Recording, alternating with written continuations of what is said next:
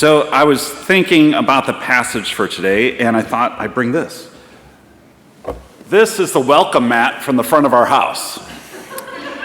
Now, you can tell it looks pretty worn. The color's been faded. It looks a little grungy. It actually says welcome on it, but I'm not too sure how welcoming it is. I'm pretty sure that we bought it on sale at Kohl's with a 30% coupon. Satisfying the need to welcome people at our front door. It was purchased sometime before the pandemic, about 30 years ago. And I literally step over it every day as I go out of the house. Now, there might be a couple of you thinking, Matt needs a new welcome mat.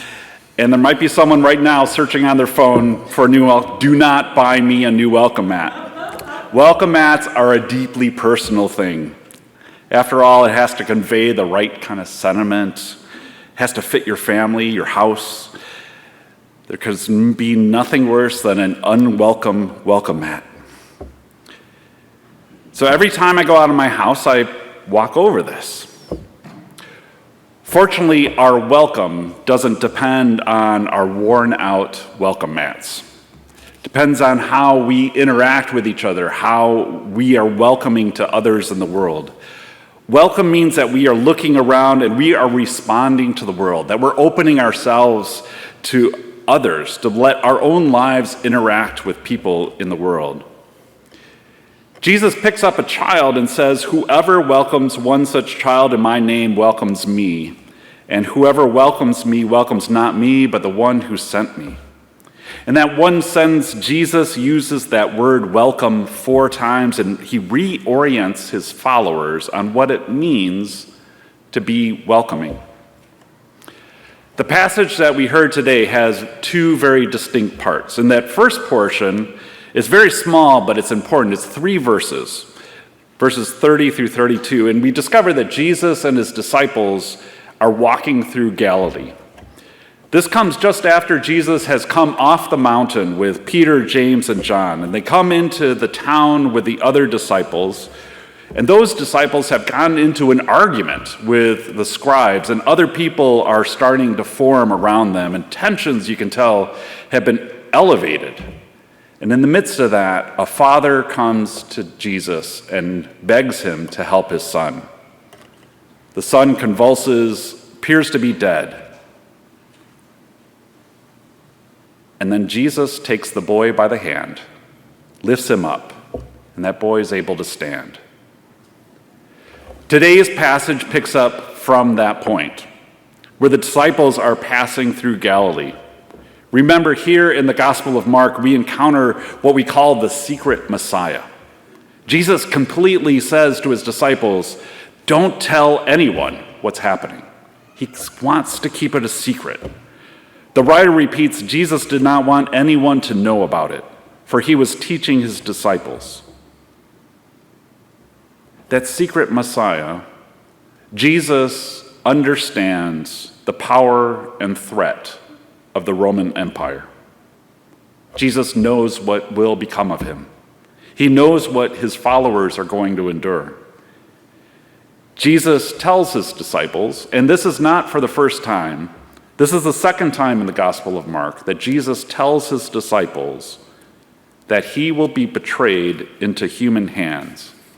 One writer suggested that the New Revised Standard Version uses that word betrayed, but maybe a better translation would be handed over. Jesus will be handed over into human hands. Those hands will kill him. And 3 days after being killed, Jesus will rise again. Jesus tells his disciples that he is going to die at the hands of humans, the Roman Empire, and that he will rise against this colonially induced death. In that statement, Jesus indicates how resurrection becomes the power of God in solidarity with the oppressed and the exploited. Now, you might think that at least one of the 12 disciples would respond with a word of encouragement or maybe some empathy. they are silent.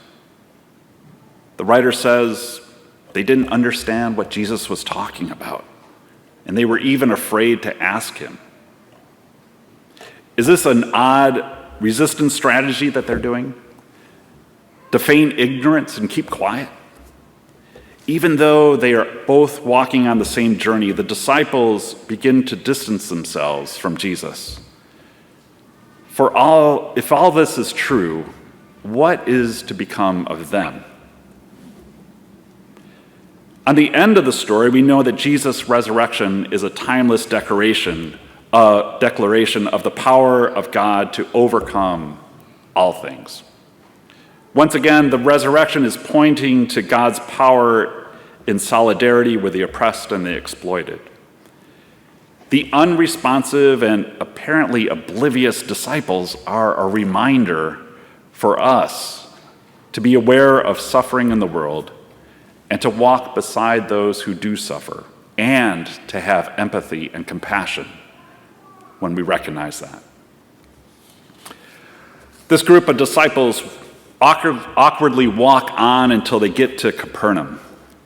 Part of me wonders if they're walking in silence, confused and afraid to say anything. Sometimes I imagine they walk ahead in silence. Thaddeus picking up some rocks and skipping them on the lake. James and John tripping each other and pushing each other on, just like brothers do. But I'm afraid that more happens along the way. They get to the house, and Jesus says, "What were you arguing about along the way?" Maybe they weren't silent, but they were confrontational with each other. Jesus takes on the role of the teacher and asks the obvious question that's in the room. "So, what were you fighting about?" Again, they're silent, for they knew that they were fighting about who was the greatest. Called out by Jesus. Talk about awkward. Jesus knows they've been positioning with one another, arguing among themselves, trying to be number one. So what voice do you think Jesus uses at that moment? The stern and upset voice? The laughing like I can't believe this is happening voice? The how many times do I need to say this voice? The quiet, understanding, yet clear voice? Whoever wants to be first must be last of all and servant of all. This is the first shall be last phrase with a twist. We've heard this before. In the Gospel of Matthew 19:30, Jesus uses the phrase in talking about the rich man who enters the kingdom. The first must be last. In Mark chapter 10, he says it again when talking about the rich young ruler. And again in Luke 13:30 when talking about entering through the narrow door. In Matthew 30, Jesus uses the phrase with the parable of the laborers. Now, when we have a potluck here at YPC and we dismiss the tables, we often joke at the last table, "The last shall be first." But here, when you hear it in the Gospel of Mark, Jesus is putting a little twist on that phrase when he says, "Whoever wants to be first must be last of all and servant of all." This reminds me of a story. I think I might have told this before, but it always reminds me of having dinner at one of my best friend's house from grade school. Pete had 12 brothers and sisters, and so mealtime was an event. His parents would start supper sometime after we got home from school, and the smell of food would waft throughout the house. Around 5:30, the 4 older siblings would begin to set the table, and then they would sit down for dinner, which was brought to the table by their parents. The parents would soon head into the other room, and as the older siblings finished, those siblings would begin to clean the pots and reset the table for the next set of kids coming to the table. They would eat, and the next siblings would then finish cleaning the pots, reset the table for the youngest siblings, and the parents would come back in and eat with those. The middle group hung around to clean up the dishes. It was a fine-oiled machine until someone didn't want to serve. Then it was chaotic.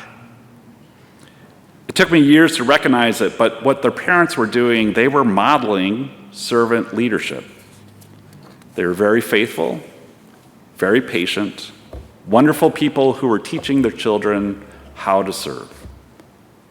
And being there for supper, I was part of the community, and they were teaching me that as well. And their kids did serve and continue to serve. They've changed the world in amazing ways. So when we return back to that room in Capernaum, Jesus is teaching his disciples, and he takes a child and puts it among them. That's not a grammatical mistake. The writer says that Jesus takes a child and puts it among them. That would be astonishing for us to say today. A teacher would cross that out and say, you need to change that. We would never use the pronoun it to describe a child, but that is the status of a child in the time of Jesus. Children were on the lower rungs of the status ladder. Take another look at the passage and you see that Jesus seems to pull this small child out of thin air, mostly because the child probably went unnoticed until Jesus brought the child to the disciples' attention. The disciples most likely didn't even know that children were in the room. Jesus takes the child in his arms and says to the disciples, "Whoever welcomes one such child in my name, whoever welcomes the least of these, welcomes me. And whoever welcomes me welcomes not me, but the one who sent me." You think that the disciples would learn, but they don't. They don't learn, but they keep on trying. In the very next chapter, just after Jesus tells them again for the third time what's going to happen to him, James and John trip up each other again when they ask if they could sit to the right and left of Jesus when he comes into the kingdom. We're not aware of what is right in front of our face. We're not aware of who is around us. But Jesus consistently opens our eyes to those who we are called to serve. We are called to welcome and serve one another in the name of Christ, to recognize the oppressed and to serve the way that Jesus calls us to serve. Not by trying to outdo one another or put each other down, but instead by lifting each other up, by serving one another, in order that together we too might be lifted up into God's grace. Amen.